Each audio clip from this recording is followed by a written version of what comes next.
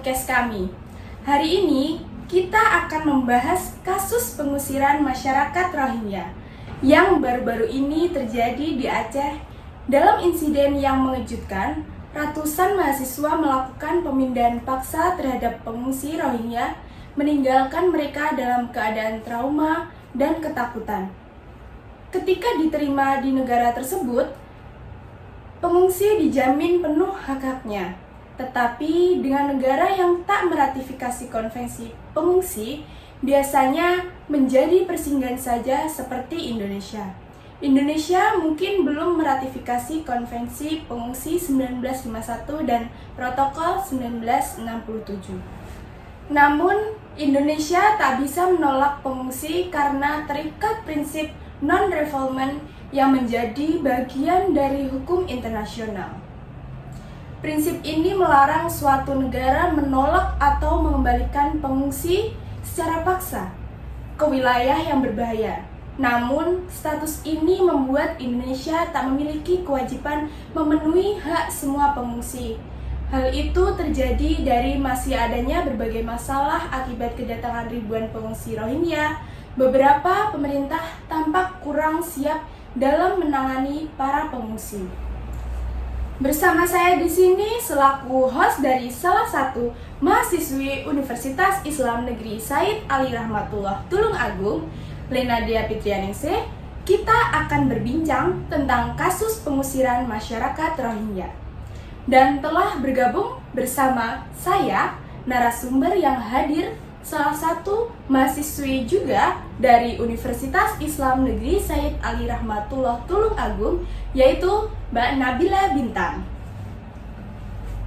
Nah, selamat pagi para pemirsa yang di sana, dan selamat pagi juga untuk Mbak Lena. Terima kasih sudah mengundang saya sendiri ke podcast ini untuk membahas salah satu kasus yang menarik tentunya untuk diikuti, yaitu kasus pengungsi Rohingya ya yang bertahun-tahun ini sepertinya sudah mengungsi di Indonesia dan menjadi salah satu masalah yang ada di Indonesia ya.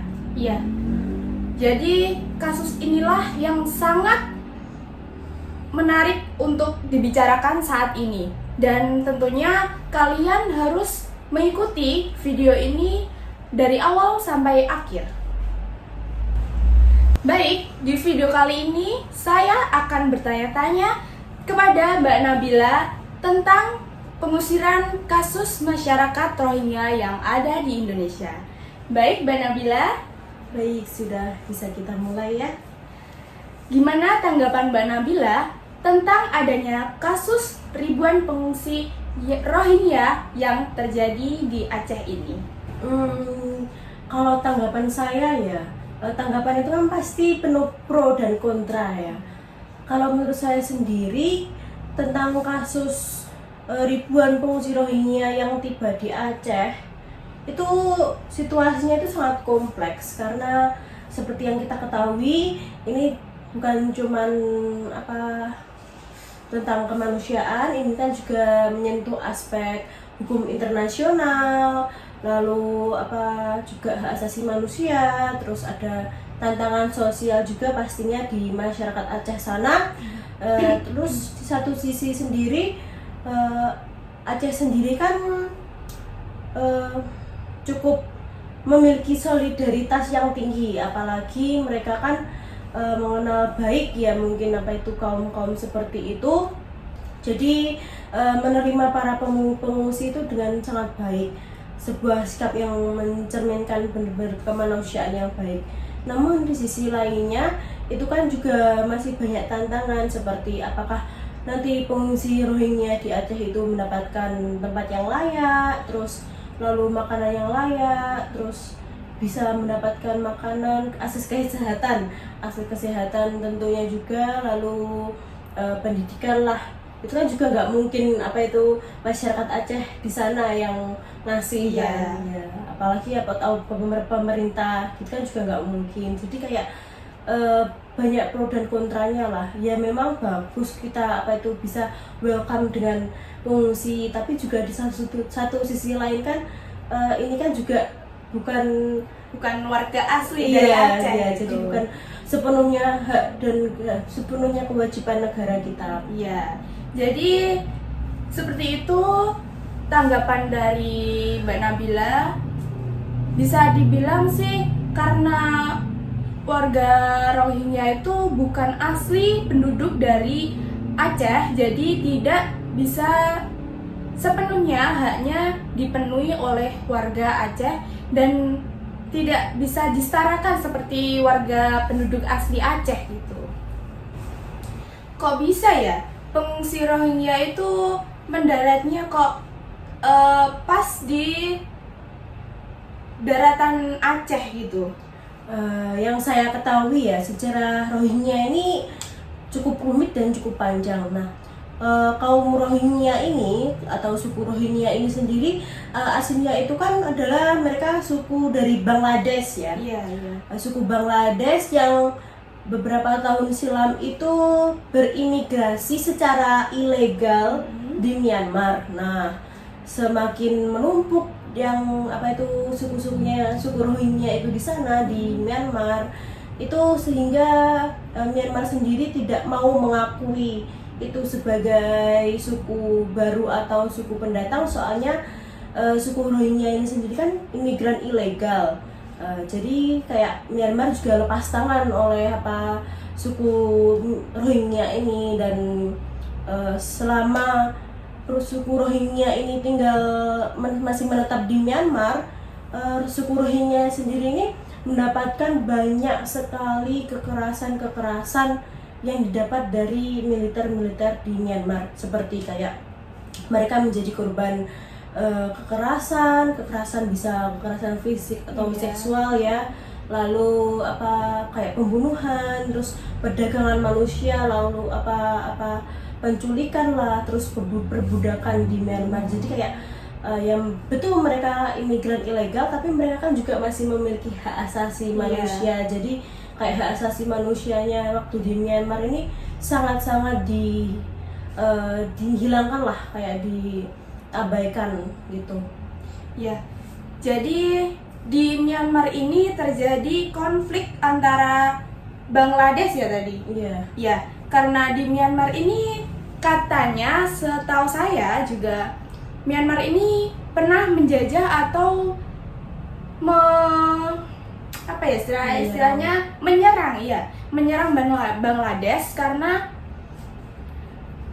terjadi suatu konflik yang menyebabkan pengungsi Rohingya akhirnya mengungsikan diri di manapun itu, dan akhirnya terkenalah dia mendarat di daratan Aceh. Ya, daratan Aceh. Sebenarnya nggak cuma di Aceh sih, kayaknya bisa tersebar di Asia Tenggara lah, khususnya di negara-negara tetangga Myanmar. Di Malaysia juga ada ya beberapa, terus lalu khususnya juga di Indonesia itu hampir ribuan ya, yang datang dari tahun.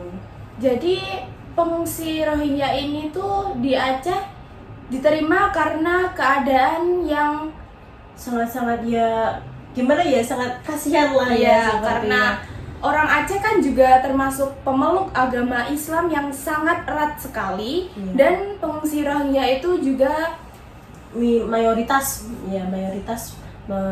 memeluk agama Islam. Jadi seperti kayak solidaritas, ini sesama Muslim, kita harus bisa membantu bisa kita gitu. Oke Mbak Bel, jadi mengapa kasus Rohingya ini sering disebut menjadi salah satu krisis kemanusiaan terbesar di dunia?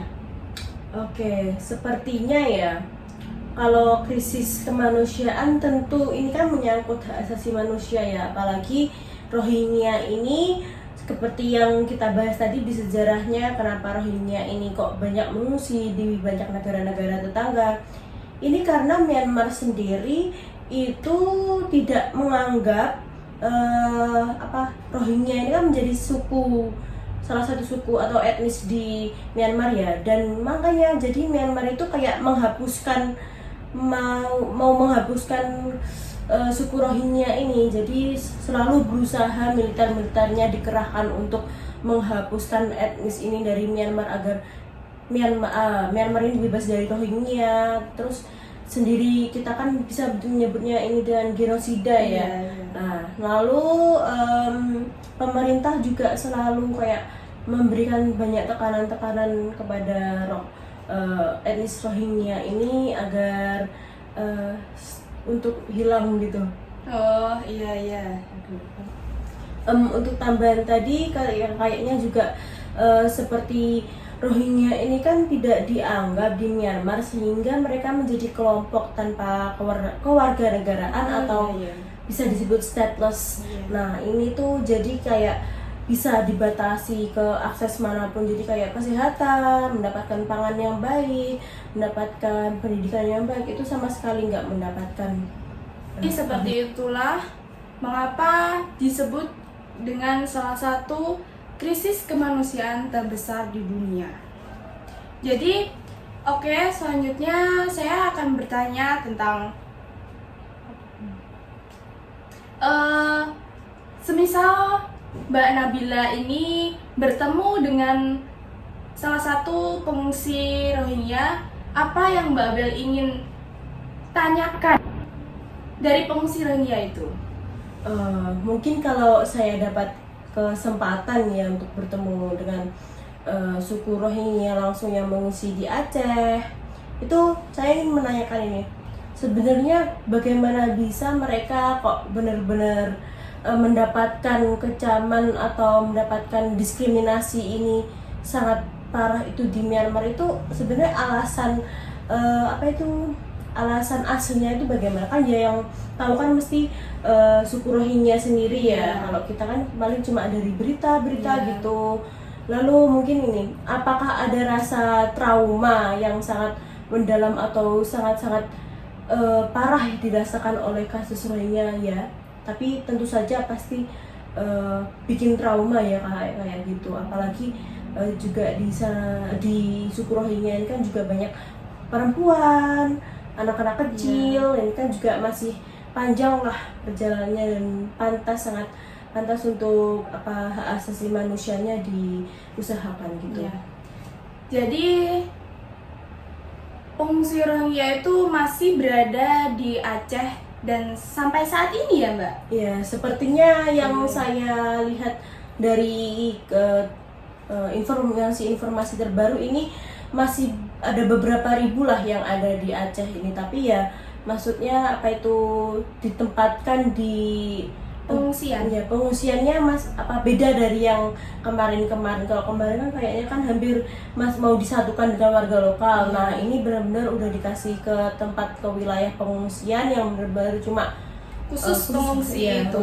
kan juga agar nggak bikin Iya, soalnya kan kayak gimana ya, pengungsi Rohingya itu katanya dan berita-berita yang tersebar luas di sosial media itu Iya. kayak Rohingya ingin mengambil alih atau ingin melebihi warga lokalnya dan Iya. ingin selebihnya gimana ya, memiliki hak-hak yang sama, Iya. kan mau yang sama gitu dengan warga lokalnya ya. Menurut saya itu kan ya nggak bisa digitukan, apalagi mereka kan juga masih dengan kuota apa ya, sukunya yang Iya. bisa ribuan gitu kan, apakah bisa memenuhi pemerintah itu kan juga belum tentu bisa. Jadi dan kebanyakan itu pengungsi Rohingya itu meminta yang lebih-lebih Iya. gitu kan. Nah, jadi di sosial media itu kan banyak banget berita yang menurut mahasiswa Warga lokal, seperti kita ya. ini kayak bikin gimana ya, kesel juga karena Iya, adanya kesel, warga Rohingya yang ada di Aceh tersebut. Dan di Aceh juga terdapat mahasiswa yang ingin mengusir masyarakat Rohingya tersebut Iya, benar, dari benar. Aceh supaya keluar dari Aceh gitu ya. Iya, benar.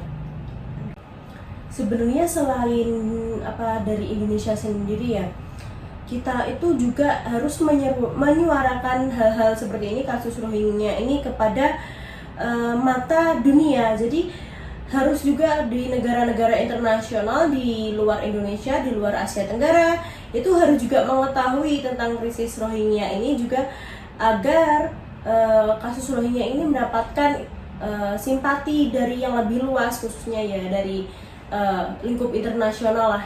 Jadi nggak cuma Indonesia terus-terusan, apalagi juga ini kan terkait kemanusiaan ya. Kemanusiaan itu nggak cuma melingkupi negara tapi juga seluruh dunia itu harus ambil alih lah. Seenggaknya ya mereka memberi dukungan lebih seperti bantuan dana atau bantuan tempat tinggal membantu wilayah-wilayah yang semungkinnya bisa untuk menampung Rohingya. Iya.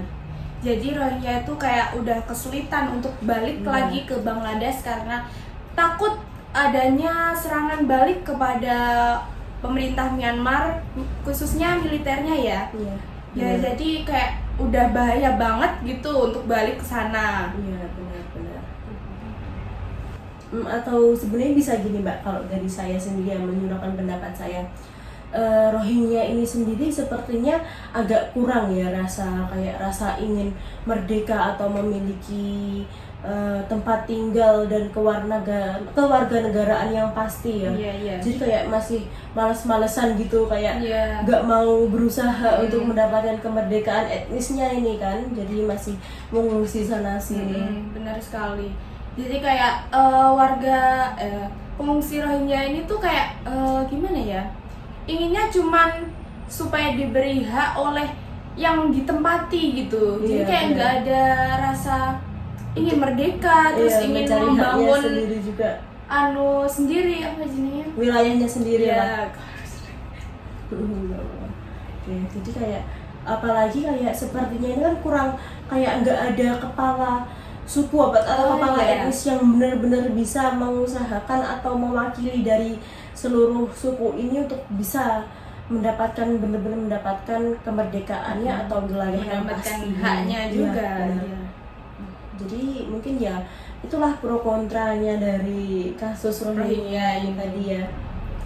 Jadi itulah kasus pengungsi Rohingya yang ada di Aceh tersebut. Jadi untuk para mahasiswa, apa yang bisa diambil pelajaran atau krisis yang dapat kita pelajari untuk mahasiswa seperti kita ini? Mungkin ya kita sebagai mahasiswa pasti juga sudah mengetahui tentang sejarah-sejarah dulu juga, tentang gimana itu Indonesia itu pernah dijajah. Nah, saya ini mengambil dari pelajaran itu ya, kayak kasus Rohingya ini kan dia kan mengungsi ya, dengan ribuan pengungsi tersebut kita jadi tidak boleh dengan semena-mena juga langsung menerima dengan baik dan memberikan hak-haknya seperti bebas seperti itu, karena bisa jadi nanti di masa depan kita nggak tahu mereka akan melakukan apa di negara kita. Seperti dulu kan kita pernah dijajah dari ya misalnya seperti itu, kita dulu awal dijajah itu kan karena kita juga dengan sangat welcome dengan negara asing ya. Jadi kayak ya harus tetap bijaksana dan sangat dan kita juga harus tetap waspada untuk pengungsi-pengungsi yang datang di Indonesia. Jadi di Indonesia sendiri kan kita nggak mempunyai hak untuk mengusir secara paksa atau mengusir secara cuma-cuma, karena Indonesia mempunyai hubungan erat antara internasional itu tadi ya. Nah, benar, itu juga jadi ambil pokok pelajarannya ini. Kita sebagai mahasiswa juga harus bijak terus menerus menyebarkan informasi-informasi yang sangat valid untuk mengenai perkembangan kasus Rohingya ini dan memberikan kayak edukasi kepada generasi-generasi selanjutnya, kayak mengenal Rohingya ini seperti ini, kalian harus seperti ini untuk di masa depan agar tetap hati-hati untuk kedepannya kan, mencegah hal-hal yang tidak diinginkan ya tentunya.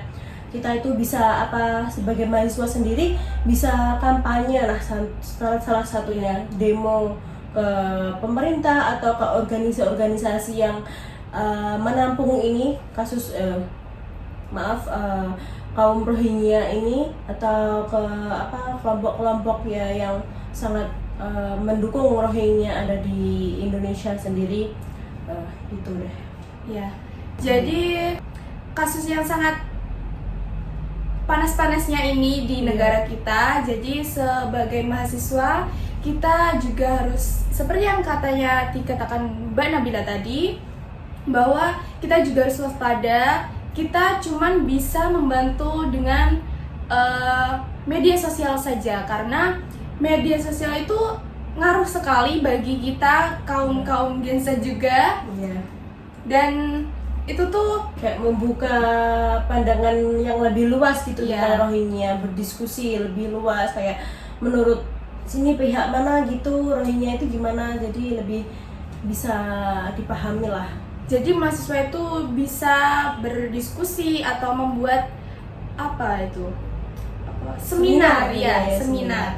Jadi membuat seminar untuk pertemuan antara mahasiswa yang sana jauh-jauh dari kota, terus kita berdiskusi Iya, untuk khususnya mahasiswa yang di Aceh sih ya, yang sangat terus-terusan ini menyuarakan tentang bagaimana kasus Rohingya ini diberlanjutkan gitu. benar sekali.